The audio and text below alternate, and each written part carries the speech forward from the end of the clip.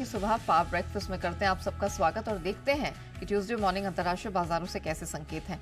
तो संकेत देखा जाए तो थोड़े से मिले जुले से दिखाई दे रहे, थोड़ा असमंजस वाले आप कह सकते हैं संकेत हैं। 32 पॉइंट ऊपर गिफ्ट निफ्टी है 24,167 के पास।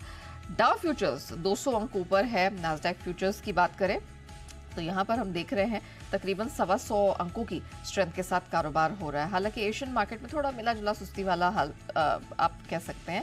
जापानीज मार्केट निके इस समय 35-36 पॉइंट नीचे है और दूसरे मार्केट्स हैं उसमें आप कह सकते हैं कि एक दायरे बंद कारोबार ही देखने को मिल रहा है। बड़ा एक्शन गोल्ड में देखने को मिला जो रिकॉर्ड पे रिकॉर्ड हाई बनाता चला जा रहा है, $3400 के पार है। लेकिन कच्चा तेल ये थोड़ा और ठंडा होता हुआ नजर आया है।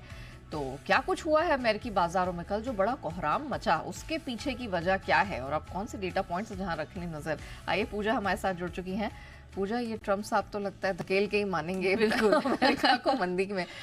क्या हो गया एग्जैक्टली वहां पे और इतनी गिरावट किन किन पॉकेट्स में ज्यादा प्रेशर दिखा? बिल्कुल, कल हमने देखा कि डाउ जोन्स 970 अंक, S&P 500, नैस्डैक सभी में गिरावट कल देखने को मिली है। और इसके पीछे की वजह थी कि कुछ आंकड़े नहीं आए, बल्कि यूएस प्रेसिडेंट और यूएस फेड चेयरमैन के बीच जो जुबानी हमला हो रहा था उसकी वजह से कल हमने देखा कि अमेरिकी बाजार टूट गए। और 3 दिनों में लगातार ये दूसरी बार ऐसा हुआ होगा जब ट्रंप ने पावेल पर हमला बोला। टर्मिनेशन तक के यहाँ पर टर्म्स यूज किए गए हैं और हेडलाइंस में आप तो पढ़ ही रहे थे, मिस्टर टू लेट और तरह तरह की बातें यहाँ पर हुई है दोनों के बीच में।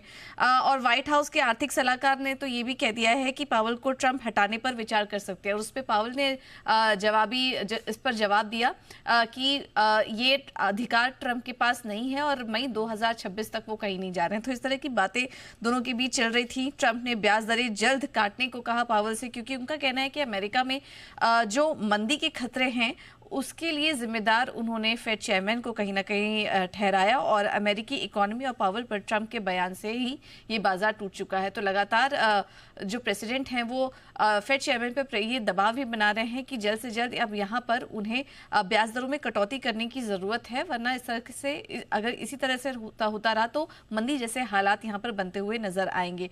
तो ये कुछ जुबानी हमले थे जिसकी वजह से हमने देखा कि कल गिरावट देखने को मिली। हालांकि अभी जो शुरुआती संकेत मिल रहे हैं, थोड़ी तो रिकवरी आई है।